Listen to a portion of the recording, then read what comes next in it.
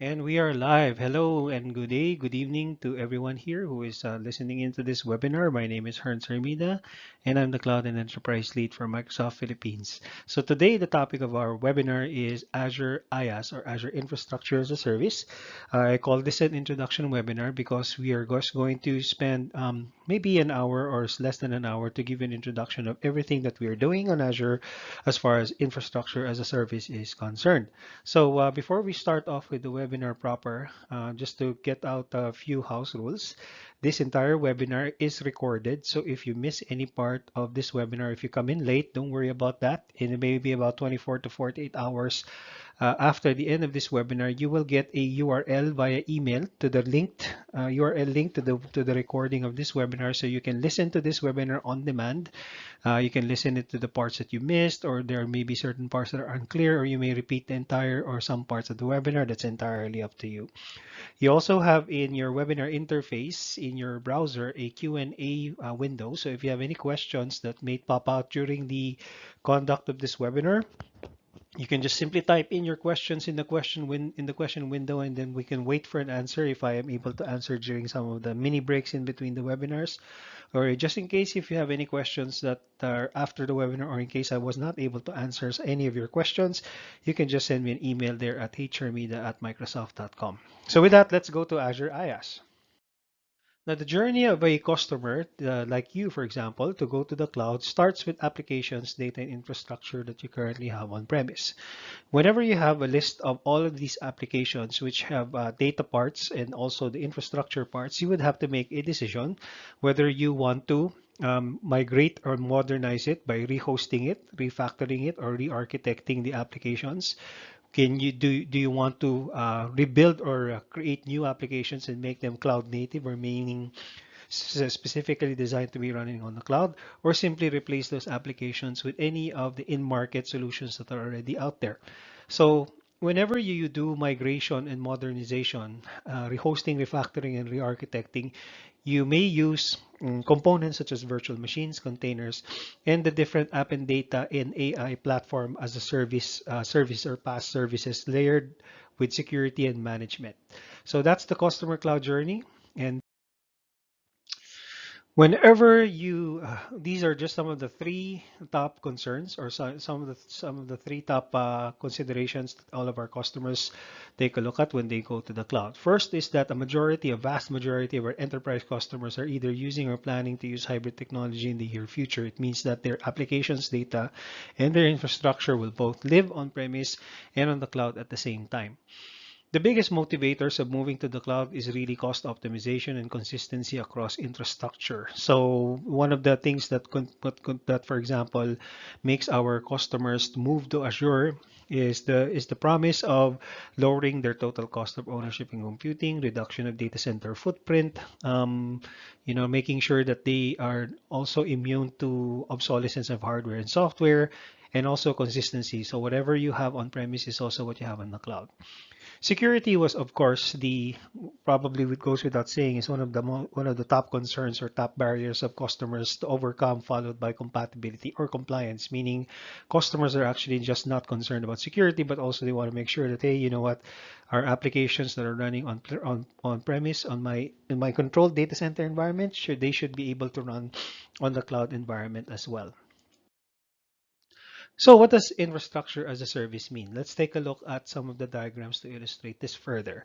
In a typical traditional on-premise computing environment or in a data center, you would have everything you will have to manage yourself, from the data center itself, the cooling, to the servers, the storage, the networking, all the way up to the applications.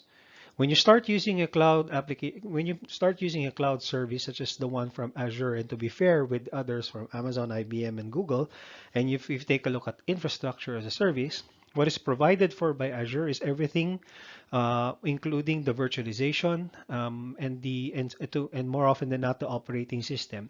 It is you who manages the middleware, the runtime, the data, and the applications in that virtual machine environment. So you get it in the form of a virtual machine, which may either run Windows Server or Linux.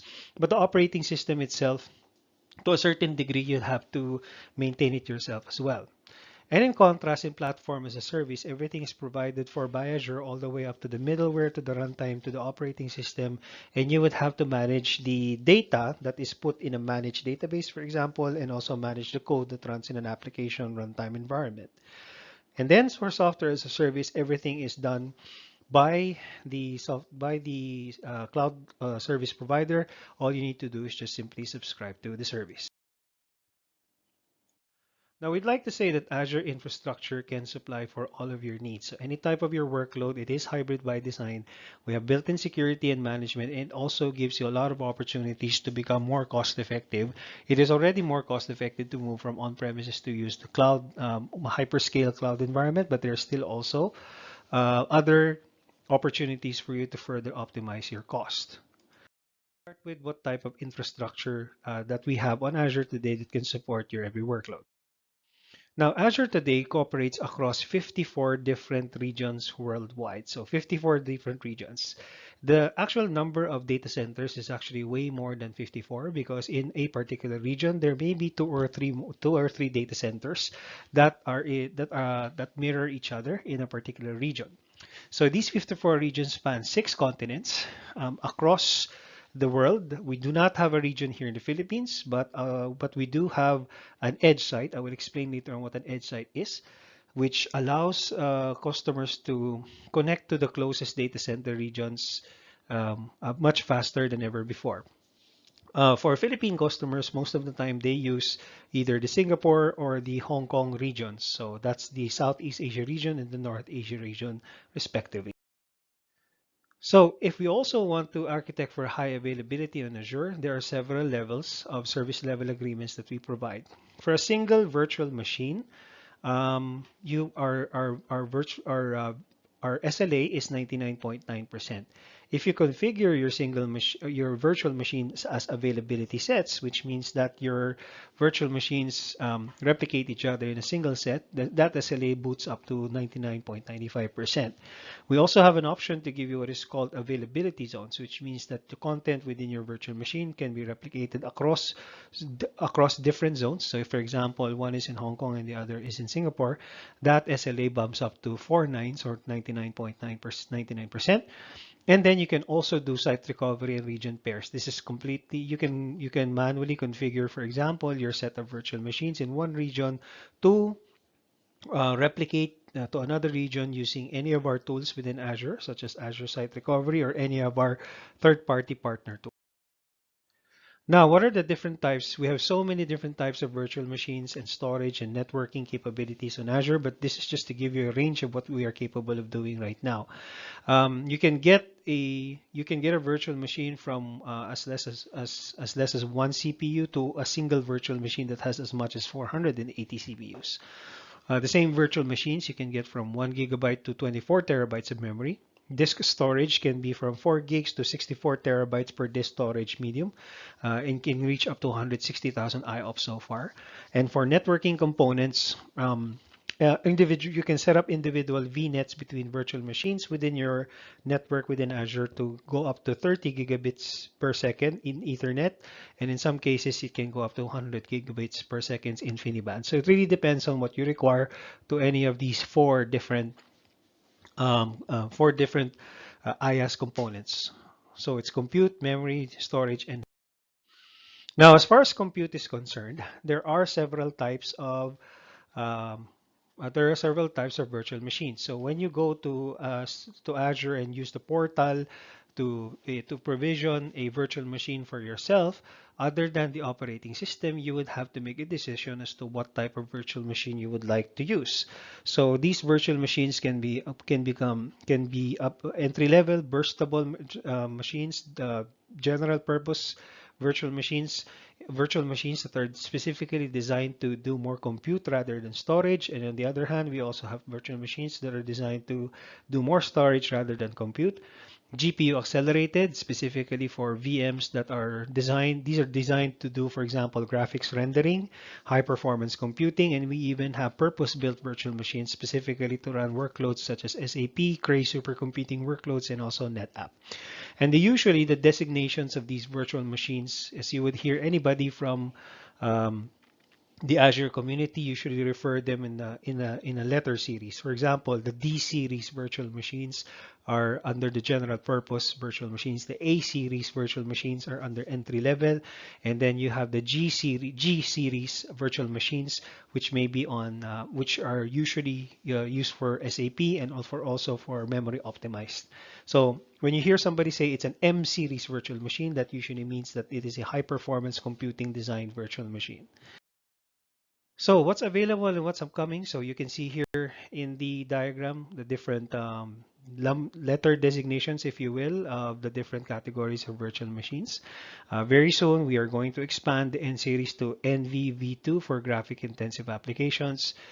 Some other examples are H series virtual machines. I believe we have already released this. For example, HC series machines that are specifically used for computational intensive workloads. So we have, for example, government customers in some parts of the world, and in using weather services, for example, that uses these type of virtual machines to run computer simulations of weather. Now, not only do you have the choice of running Windows Server on any of these virtual machines that you create. So the Windows Server versions can range from anywhere between 2012 to the latest version. The latest version that's going to come out is Windows Server 2019, and you can also choose between Standard and Data Center Edition. Once you make a selection on the virtual machine, you can also choose open source. The interesting thing is that more than 40% of everything that is running on Azure virtual machines today are all running on Linux, and it's actually growing faster than Windows Server workloads. We have a special relationship with Red Hat. So if you have, for example, a Red Hat Enterprise Linux support agreement with these guys, and if you start provisioning Red Hat on Azure, it will still be covered by your enterprise agreement with Red Hat. Just make sure that you inform them that you have just done so. There are over 4,000 certified and pre-configured Microsoft solutions in the Azure Marketplace, and this includes pre-configured images of Linux virtual machines, such as those from Canonical, from SUSE Linux, from Ubuntu, from Oracle Linux, and from different other types of Linux market images. So the fastest way to provision a virtual machine, if you wanted to run a specific type of operating system that is already pre-configured to do certain things, you can have the fastest way is to go to the marketplace, do a search in the marketplace search bar, and say, I'm searching for canonical version, whatever, and then install that from the marketplace, and your virtual machine will be created from there, along with the operating system that you have chosen from the marketplace. We've now made a set of enhancements for our VM scale sets. We now provide auto scale out and scale in based on health checks. So for example, if your CPU or your capacity of your virtual machine is constantly hitting a certain percentage, you can actually configure the virtual machine to auto scale to a higher number of vCPUs or higher number of memory if you want to. You can also auto OS image updates for guest images, and you can also deploy low priority VMs and realize cost savings. So this is an interesting thing where when we get to the point where we discuss about cost management, you will discover that there's quite a few tools in Azure that will allow you to see how you're utilizing your virtual machines, and gives you recommendations on which virtual machines you can scale down to lower cost, and which of your virtual machines you need to scale up manually or automatically in order to process or run the application as efficiently as. Now let's go to storage. There are a number of options that you can take for storage for your virtual machines. This is just to give you an idea of how large our storage infrastructure is on Azure today. There's over 200 trillion objects and 160 trillion transactions per month. So the storage options that you may have is the most common used one is object storage, or what we call Azure Blob. For data lake specific storage, we have Azure Data Lake Storage Gen 2. For file-specific storage, we have Azure Files, and also something special that we've co-created together with NetApps called Azure NetApp. Disk storage, and also other options for data transport. So let's go to the details of each of these. Now, the type of storage that that you can actually provision on your virtual machine can be standard hard disk drives, standard SSDs, and also premium SSDs. And you can see here on the table the differences between the single disk maximum value. Right now, it's consistent at 32 terabytes. And you can also see the number of IOPS that you can see. So premium SSD, for instance, gives you 20,000 IOPS compared to 2,000 IOPS in a standard SSD. So therefore, you now have a choice of what type of disk storage you would like to use on a virtual machine, depending on the application that you are running. So if for example, you're running a website, you probably wouldn't consider running premium SSD for that website unless it's a high volume website. We now have also a new set of disk storage hardware called Ultra SSD. So you can increase the size to 64 terabytes per instance, and the IOPS can be as much as 160,000. So this is specifically designed for high volume transaction workloads, OLTP databases, data lakes, and also SAP. So Azure Standard SSD Managed Disk is a low-cost Azure Managed Disk solution. So this gives you this high bet availability is and redundancy is built in. It works on all Azure VMs and it's ideal for web servers, low IOPS applications such as enterprise applications and dev test. Premium SSDs, on the other hand, is ideal for running or storing databases such as Microsoft SQL Server, Oracle, Dynamics, Exchange Server, MySQL, or SAP Business Suite because of the higher IOPS and the higher bandwidth that you can actually get. Through Ultra SSD managed disk, on the other hand, is at this point gives you the lowest latency and the highest IOPS. So that's why I said a while ago, this is particularly useful for applications such as SAP or NoSQL database like MongoDB or Cassandra or MariaDB, which typically is used on high volume websites. And we now have a new set of services called New Azure Managed Disk. This is currently in preview. You can reach up to 2000 standard. So you can now expand your data storage capacity while simplifying management and achieving better performance. Okay, now we've spoken about and we've talked about compute. We've talked about storage. Let's now talk about networking. Composed of 100,000 plus miles of fiber and subsea cable, a huge majority of the Azure network is actually physical networks owned and operated by Microsoft, and some of them are actually operated by third-party telcos, of which Microsoft has a long-term lease for. So you have here here I have your glimpse of what the network looks like in Europe and in Asia. And you will notice there that Philippines is in the middle right here. So we're kind of in a nice little location right here in the middle. As you can see here, this is not really illustrative of what is actually happening in the real world. But the good thing about the Philippines is that because it's right in the middle of Asia, there's a lot of subsea cables that are actually going through there, and somehow that really is the reason, part of the reason why maybe we don't have a data center here, because Philippines is actually one of the most well-connected countries in Asia. 130 plus edge site, and we do have an edge site here in the Philippines. An edge is, think about an edge as the extension of the Microsoft network within a country.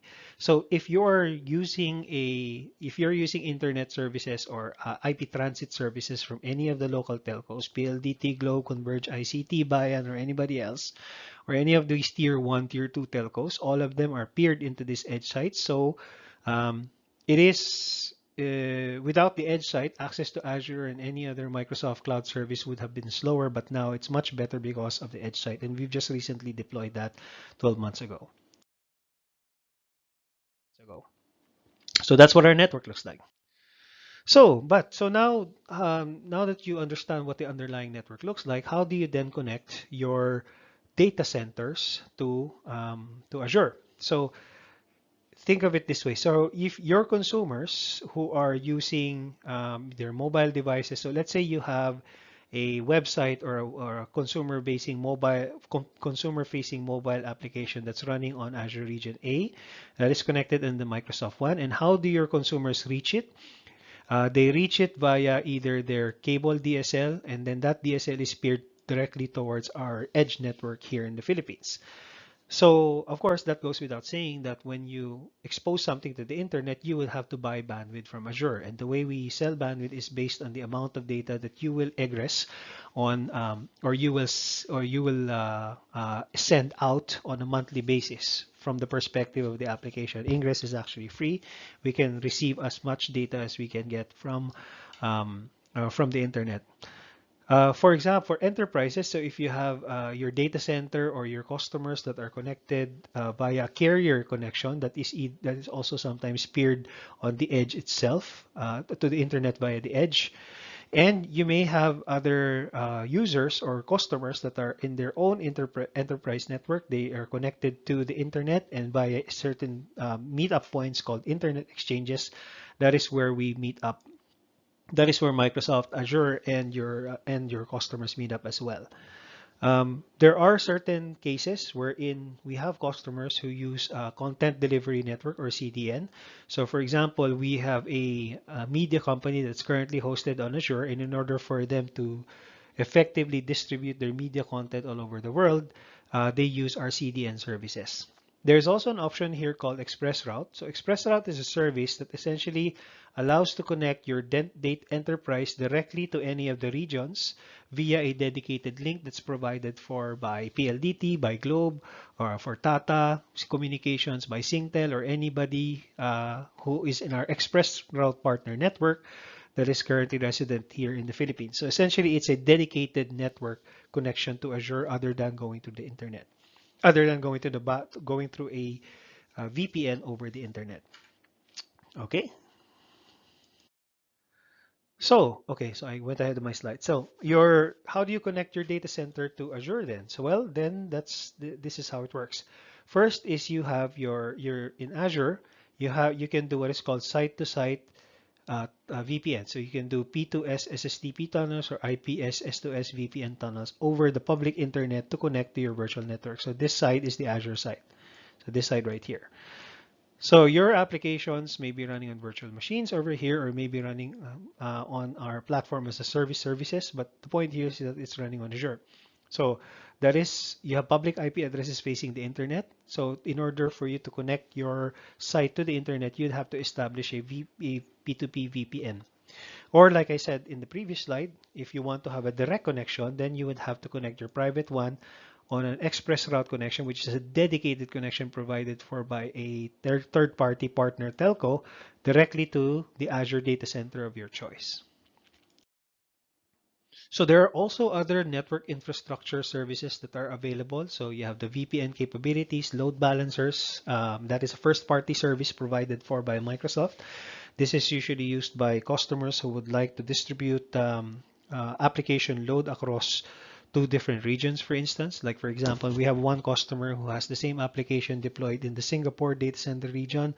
At the same time, they also deployed it in the Middle East data center region. So they are load balancing in between, and the load balancer basically makes a decision as to where to route your traffic based on your IP address. We also have application gateways or web application firewalls. DDoS protection is built in. A VPN gateway. We also have a DNS service, our own CDN network, and we also partnered with Akamai and Verizon to provide their CDN service on top of Azure if you want to use those services. Traffic manager to route incoming traffic for high performance availability, and then we also have monitoring tools called Network Watcher so that you can monitor the packets that's running within and within your Azure tenant, so you can see how the network traffic is going in between your different services within Azure. So the new networking capabilities that we have recently announced include the ability for more express route peering points, virtual WAN. So I'd love to run a webinar that's specific just for Azure networking, but think of virtual WAN as this. You're essentially using Azure as your WAN backbone for your entire network. So let's say you have an office in Manila and you have another office, let's say in New York City. Instead of having a dedicated lease line between both, you can actually just use Azure to facilitate connectivity between New York City and Manila, therefore using Azure as your virtual WAN. We also now have a front door service, which does not just protection of your, not just receiving traffic from users towards your web-facing applications, but also provides a certain layer of HTTP layer 7 protections as well. And then we now also have capabilities to do express route direct with 100 gigabits port instead of the standard 10 gigabits port. Specifically for SAP, and we have one of the fastest growing segments of our IaaS customers is actually SAP. We have customers that are now deploying SAP, whether it's a dev test environment and even production environments on Azure. We have reserved the largest virtual machines for SAP HANA. So this can be 24 terabyte bare metal machines, and we also have 12 terabytes VMs. We also have 20 certified configurations so far, and connectors to AI and our ML capabilities so that you can use our AI and machine learning capabilities to do analytics on SAP data, including connectors from Power BI. This is just some of samples of our biggest customers that are on SAP today, and also running SAP on Azure. Some of the biggest ones are right there in the top: Coca-Cola, Daimler, Accenture, Mars, Rio Tinto. Even Microsoft is a customer of SAP. So our ERP systems are actually running on Azure. So you will notice that the SAP logo is actually right here as well. So some of the SAP SaaS applications such as Concur, SAP, their HR applications and their application platform development or development platform are all running on Azure as well. So switching over to this part, open source, I just inserted this slide to let you know that we actually support more open source tools, far more open source tools compared to that of our competitors such as AWS, Google, or anybody else. So this is just but a sampling of open source tools that you can use. So from DevOps to management to application platforms itself to application frameworks and tools, database and infrastructure. Like I said a while ago, more than 40%, or now I think it's close to half of all the virtual machines that are running on Azure today are actually running on Linux virtual machines, which means that they are in some way running any of these components. And our relationship with the open source community has improved way, way better than compared to that of 15 years ago. So first time when Satya Nadella, our CEO, joined Microsoft, one of the first things that he did was to be in a public forum to show that Microsoft loves Linux. And you can see here in the timeline of everything that we have done with the open source community. Majority of our engineers today in Microsoft that runs our data center and also build our software are actually open source trained, or their background are actually open source. Our Azure Kubernetes service was launched in 2017, which is entirely based on the open source Kubernetes service. We are now also, for example, now providing services for MySQL and PostgreSQL. We now manage these as managed databases, and you can read through the slides to learn more examples about how we support the open source environment. You can also run containers. So remember the first slide in the beginning of this webinar where we said that you can rehost. Rehost essentially means is that you're putting or you're moving your on-premise VMs to the cloud, or you are re-implementing your applications from on-premise to virtual machines on Azure. Now there is another trend that's going on right now, which is containerizing the applications. I don't want to spend a lot of time on talking about containers in this webinar, but I just wanted to make sure that everybody understands that we have container infrastructure within Azure. Yes, it is part of the IaaS service. And some of the benefits of using containers includes agility, portability, and density. You can actually pack more containers in a single virtual machine than there are virtual machines in a single piece of hardware. To manage Okay, sorry. These are the different Azure container technologies that we have. The container registration and management services is called Azure Container Instances. The orchestration and the management of these containers is done by a service called Azure Kubernetes Service. The communication across these different containers can be run using something called Azure Service Fabric. And then even our app service itself, the web and the mobile app service now supports running containers as well. So like I said a while ago, Kubernetes is our Azure Kubernetes service is entirely based on open source Kubernetes, and we continue to update that. One of the main differences, they are very similar, the open source Kubernetes and Azure Kubernetes service. The only major differences between the open source Kubernetes and the Kubernetes service of Azure is that we allow or we configured things such as resiliency, high availability, the inherent connection to all of our different Azure services within the Azure portfolio. So the self-healing, extensibility, and the portability capabilities, that's the one that we included as part of Azure Kubernetes services. Okay, let's now go to hybrid. For us, essentially means it's the same, you have the same data, consistency across um, on-premise and on the cloud. So apps runs on Azure services and also on-premise on Azure Stack. Data runs on Azure Data Services, but also runs exactly the same way on MySQL, Postgre, and even NoSQL databases on-prem.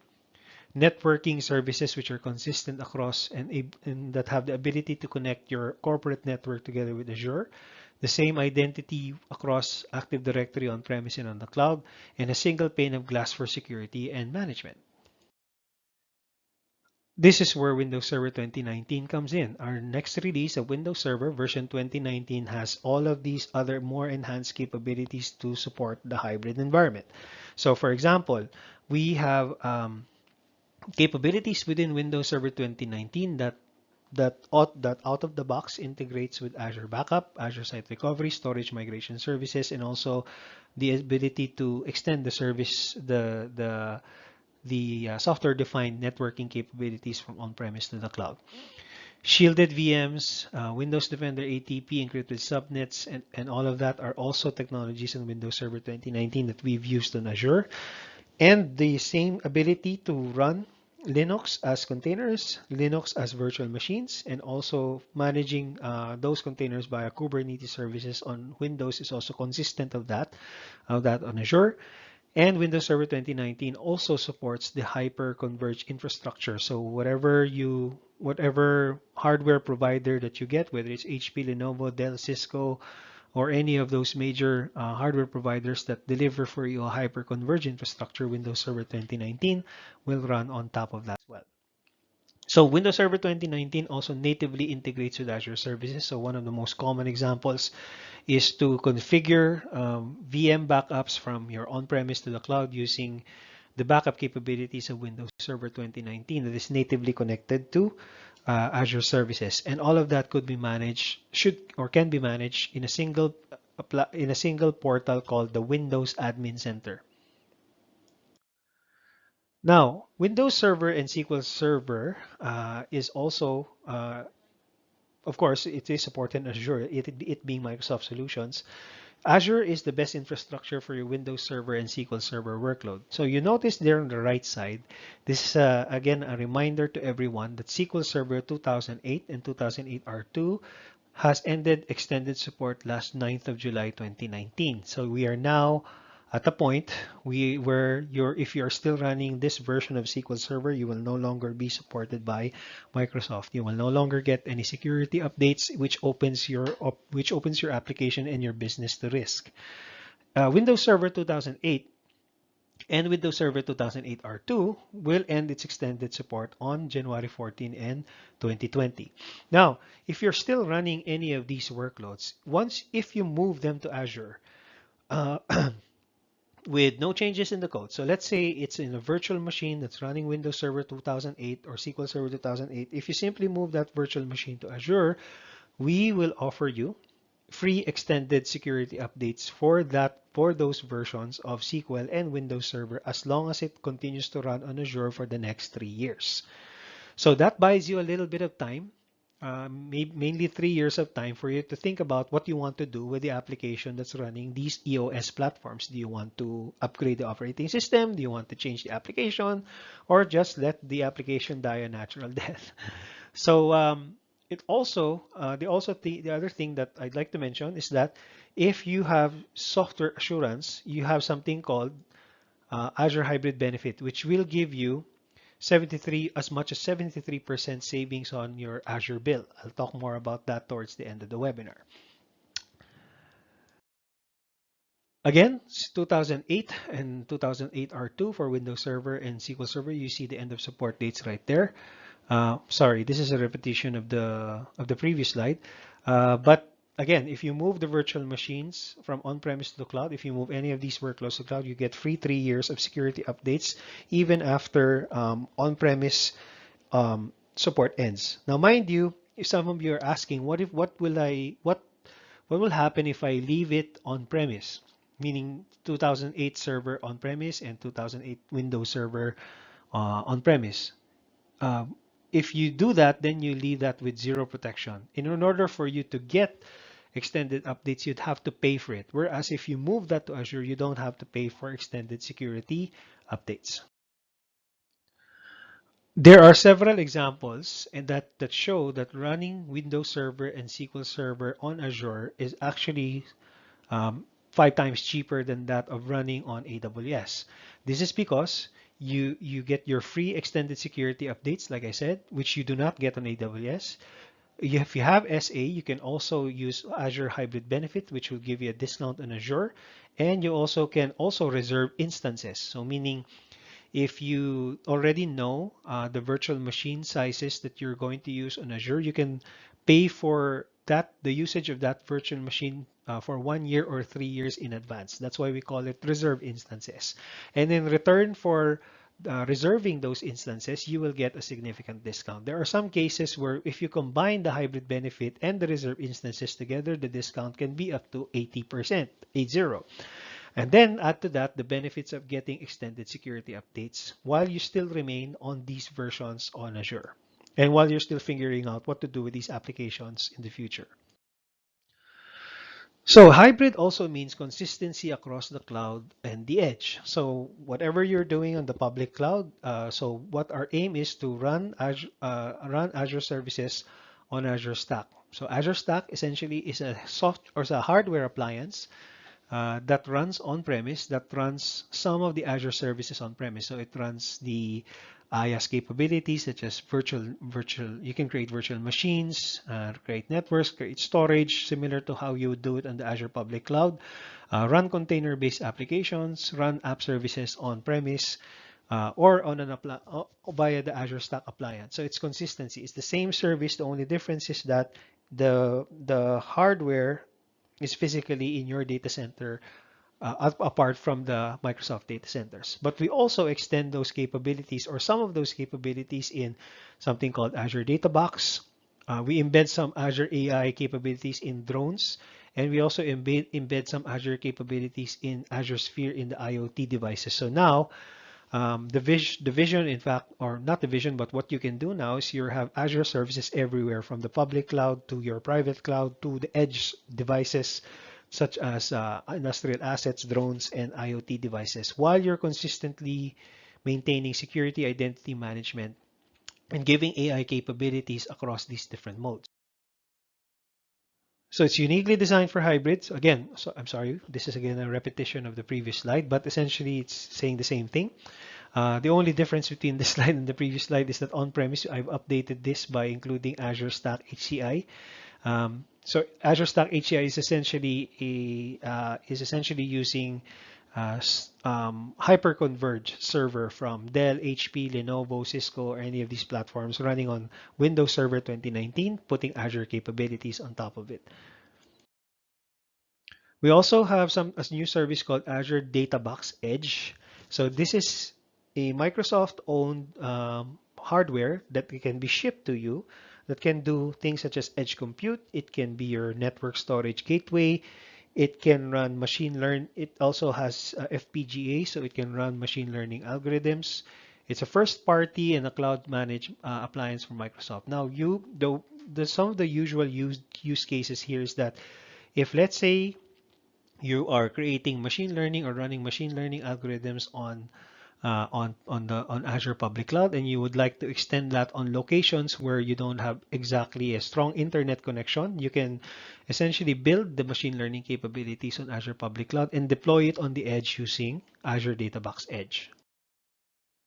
So Azure Stack, like I said, is an appliance that's provided for by our hardware partners, and some of the services on Azure Public Cloud runs here on Azure Stack. So again, the word consistency is you can see over here. It means that um, if you create the way you create virtual machines and the way you run applications, either containerized applications or code on top of app services, this is the same whether it's on Azure Stack or in Azure. So that's why the use cases of Azure Stack would include cases wherein you would want to run cloud services on locations where internet connection is not possible. You need to meet regulatory requirements, for example, that insist that application or requires applications and data to be resident in country or in your own data center, or modernize legacy systems. So let's now talk about built-in security and management. We have a separate webinar on security and management, but this is going to be just a summarized version of that. So what you're seeing here in front of you are not all, but some of the 90 plus compliance standards that Microsoft Azure has complied to and will continue to comply to. So this includes global standards such as ISO 27001 and CSA Star, US government standards, industry level standards such as HIPAA for the healthcare industry, and regional security standards like the ones on specific countries. So this is security. Think of it as attestation and proof that the way we operate our Azure public cloud is the most secure that you will ever get, even better than your own data center. Apart from that, we also have a set of fully built-in intelligent services within Azure that allows you to migrate workloads from on-prem to the cloud or from other clouds, security management, protection, monitoring of data and data movements and network and virtual machines and applications within the Azure environment, uh, tools to automatically configure and manage your components within Azure, and also tools to govern and make consistent policies to ensure that you are, for instance, operating computing on the Azure environment that's compliant with your industry standard. And there are many tools for that. So the other bit about security is that Microsoft is one of the biggest IT security companies in the world. We spend about $1 billion a year in investments on security. That is either spent on hiring and training any of our 3,500 security experts who work 24 by 7 all year round, to both monitor together with our machine learning capabilities, getting signals from trillions of sources from Windows machines to users on our three different clouds to understand what is going on in the world from a security standpoint. And then that is also further strengthened by our secure foundations and how we secure our data centers physically, and also giving you the capabilities to do identity and access management, ability to secure your applications, your data, and your network, threat protection, security management, some of which are using either built-in tools or any of our partner tools.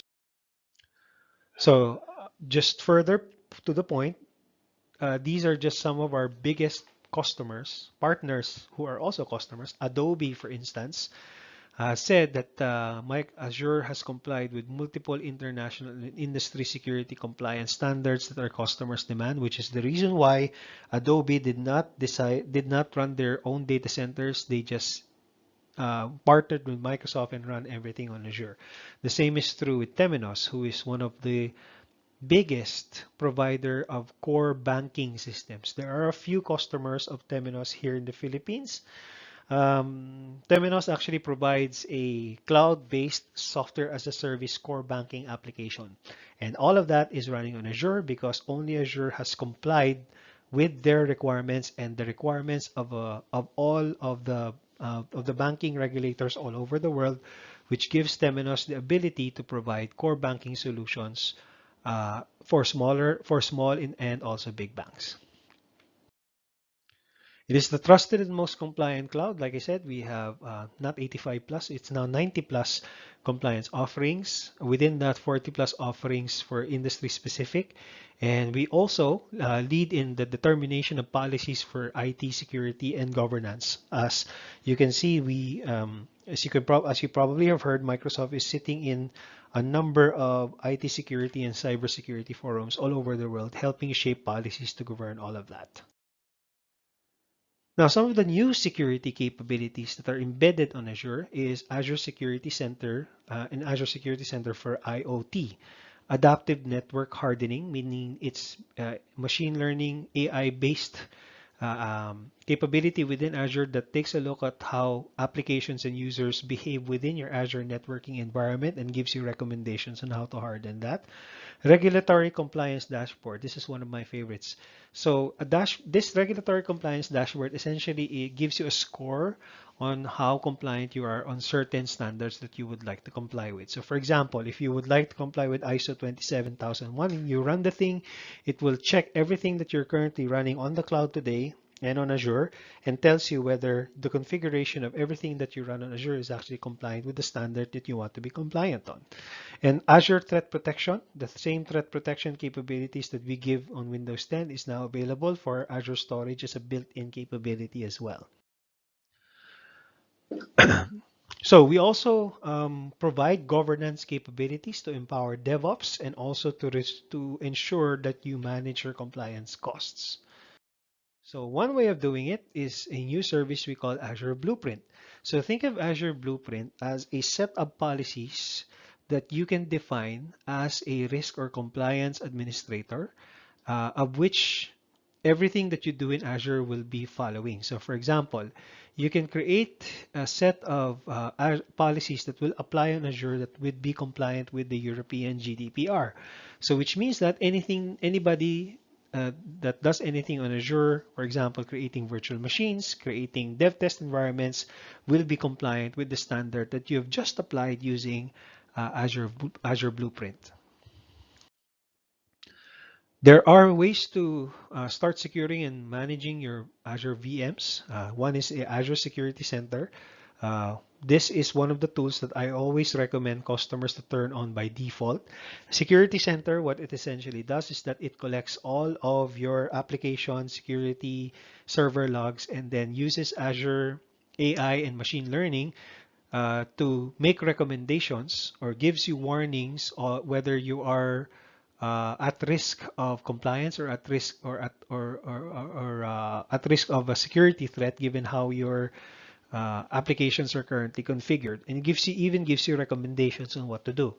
Azure Backup is one of our most popular services. What it does is that it does what it says. It backs up data from on-premise to the cloud, from cloud to other clouds, from other cloud to Azure, and from data from one VM to another, from one VM to another in another region, and so on and so forth. And Log Analytics also is a AI and machine learning based system that monitors the health of your applications and gives you warnings, for instance, if your application will soon be unserviceable. We don't do this alone. We have a number of partners that have already created solutions that are running on Azure and they are actually implemented as marketplace images. So, for example, we have a lot of customers that are using Trend Micro and Semantic endpoint protection, web application firewalls from F5 and Fortinet, firewalls from Checkpoint, vulnerability assessment tools by Qualys. Some of our customers don't even use our Azure Backup service, but rather rely on the services of Veritas, Veeam, Rubrik, and Commvault. And and these are the other monitoring tools. So Nagios is also another third-party tool that's being used by our customers to do monitoring. So I guess the point what I'm trying to relay here is that you're not forced to use all first-party Azure tools. You can definitely use all of these partner solutions, which you can actually acquire from the Azure Marketplace. Okay, let's talk about migration. So what are the drivers of customers that that compel them to move to the cloud. The majority of these drivers you can see here in front of the slide. Your data center contracts are soon expiring, so therefore you need to move out of your data center. Your software and your hardware will soon be expiring, and you will need a refresh. You have urgent capacity needs at this point, software end of support, and so on and so forth. Now, to help you through the Azure migration experience, do me a favor, open your browser and go to azure.com/migrate. You will see there specific and very detailed guidance and help on how to assess your workload, migrate your workloads, optimize your workloads, and secure and manage your workloads. This would include scenario guidance, engineering support from our Microsoft Fast Track team. So this is a team of people that are dedicated to help you migrate data and applications and infrastructure from on-premise to Azure, and also connections to our Azure managed service providers. These are service providers who are experts in migrating data, applications, and infra from on-premise to Azure. There's also a number of foundational best practices for people, process, and planning and technology.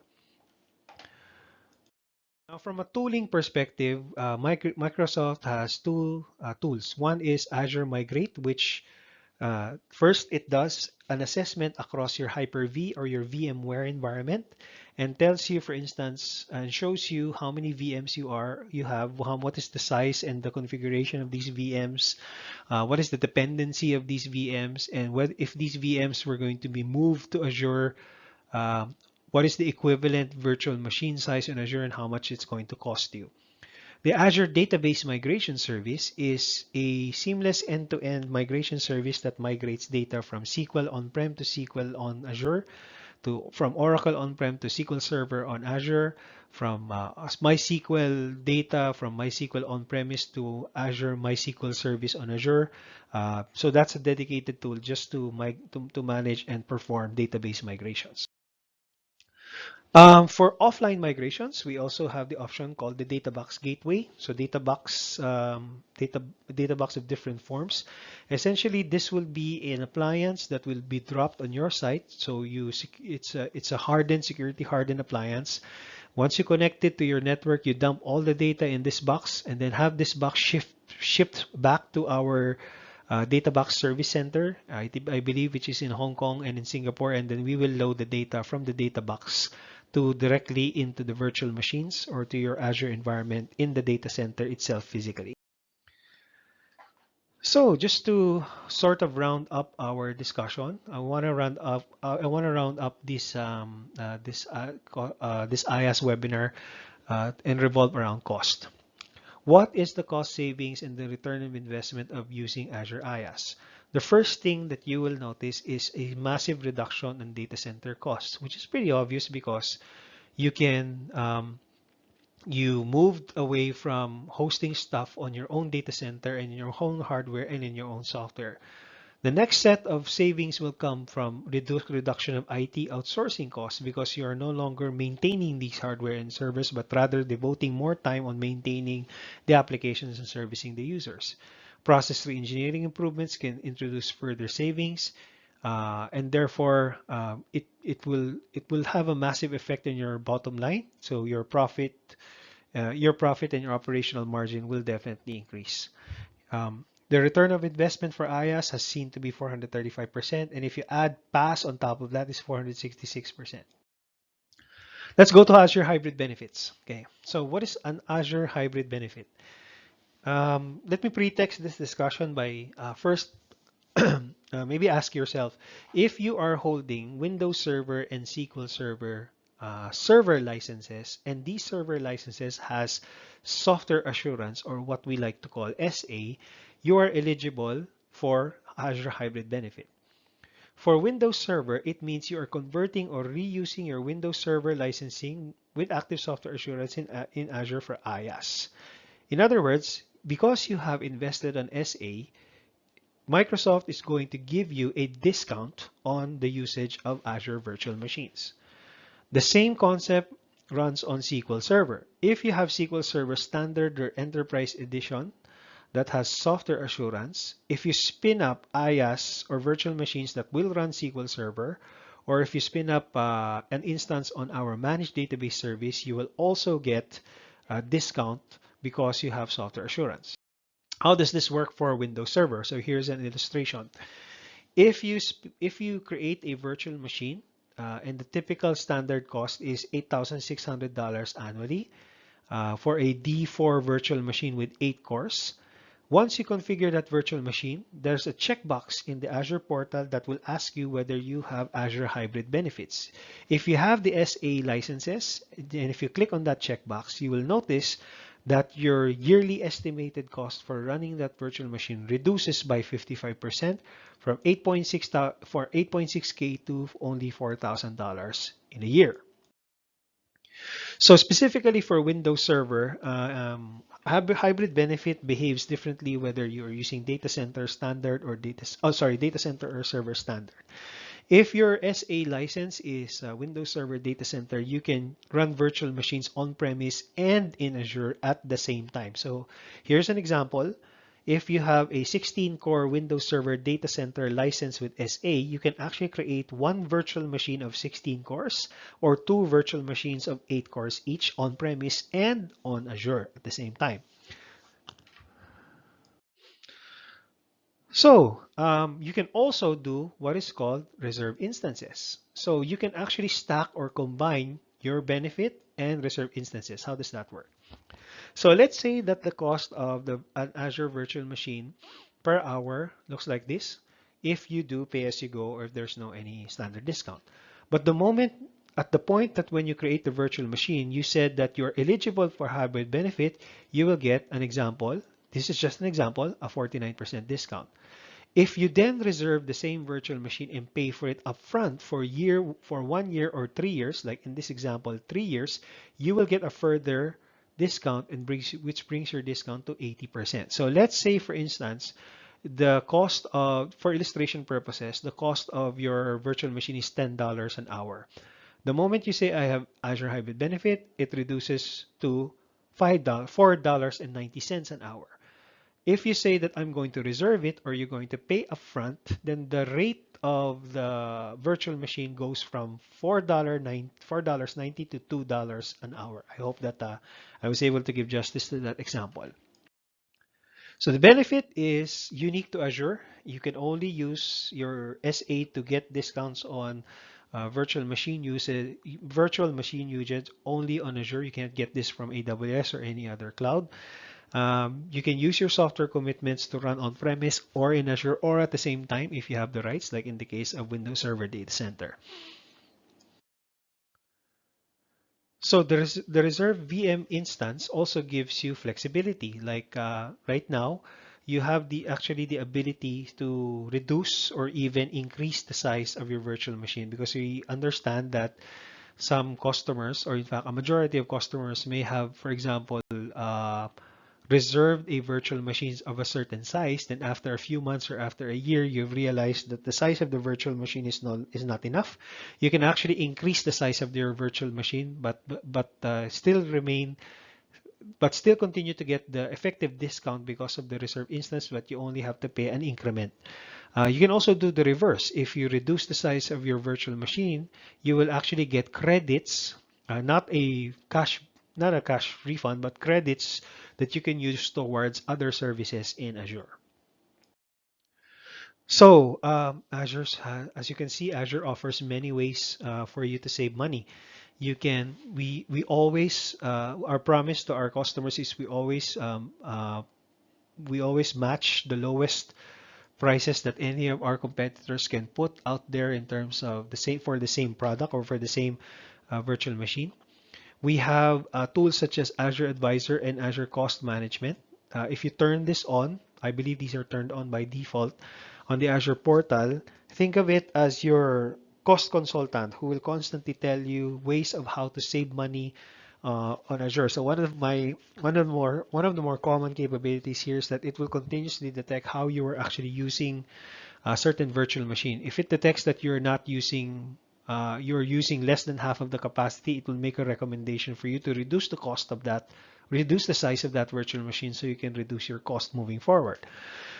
You can tag certain VMs as low priorities, so you can get further savings on that. We have per second billing. We also, for storage that is not intended to be accessed a lot, we have ultra cheap archive storage that you can use.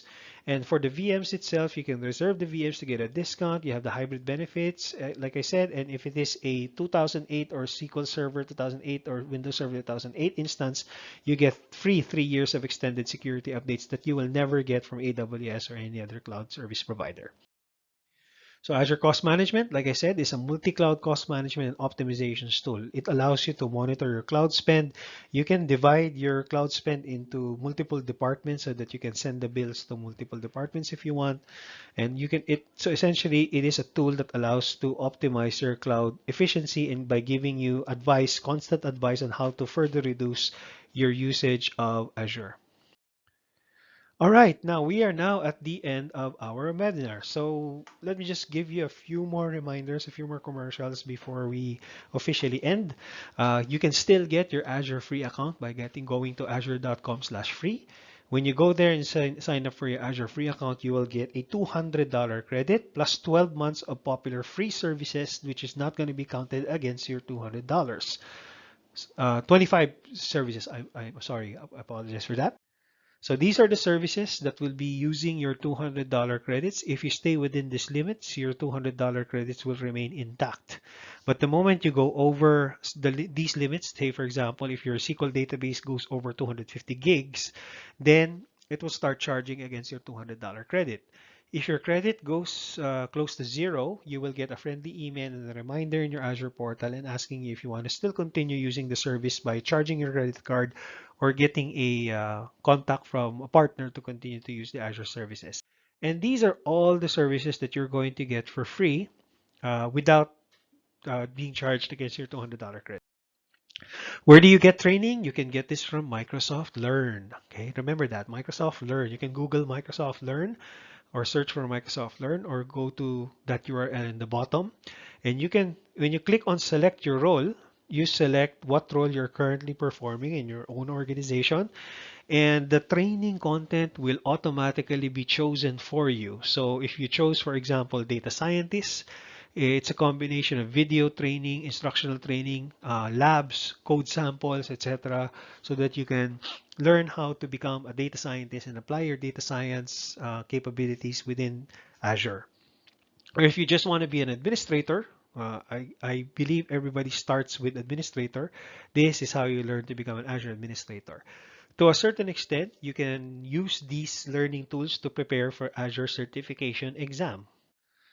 There is a specific school for AI called aischool.microsoft.com. This is where you can learn how to create chatbots on our conversational AI platform, creating machine learning and advanced analytics capabilities.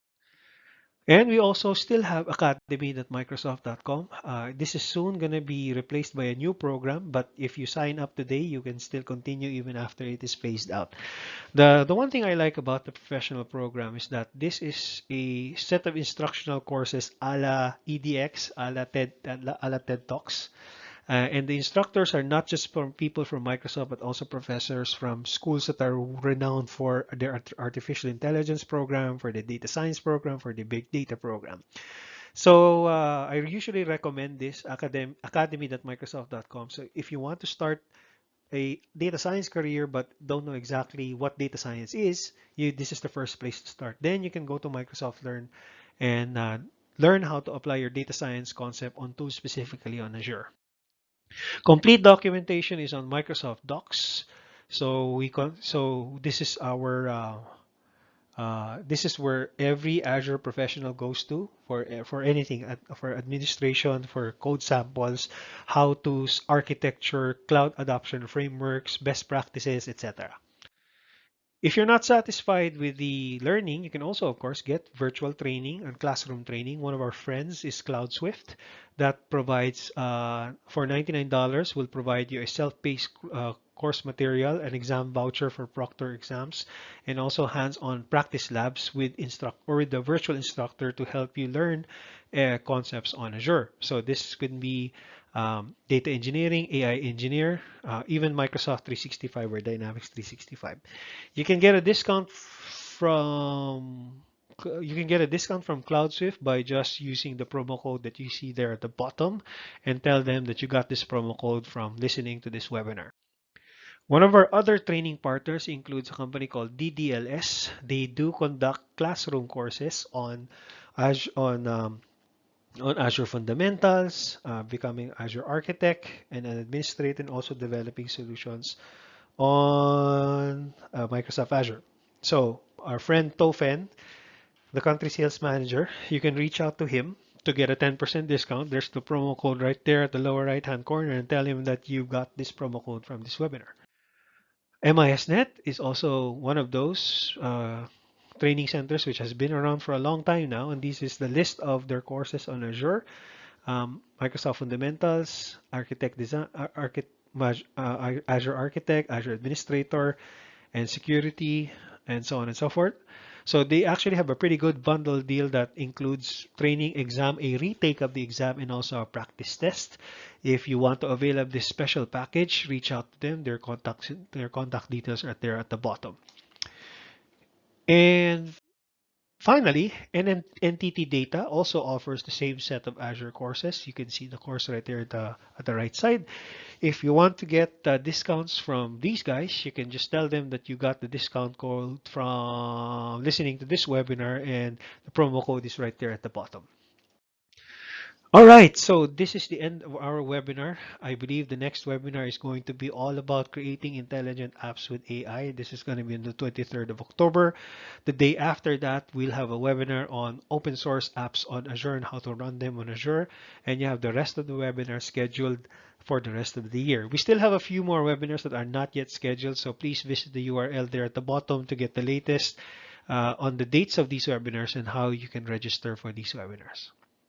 So that's chock full of content today. Thank you very much for the patience and listening in to this webinar. We have a few of you who are constant listeners to this webinar. We truly, truly appreciate your time, and my only desire, the reason why I do this is so that we can continue to educate you on the cloud so that you can further help your businesses, moving forward with their digital transformation, and also help your own careers as well. So thank you very much. This has been Hertz from Microsoft Philippines. See you in the next webinar, and I'll see you in our next events. Goodbye and have a great day. Thank you.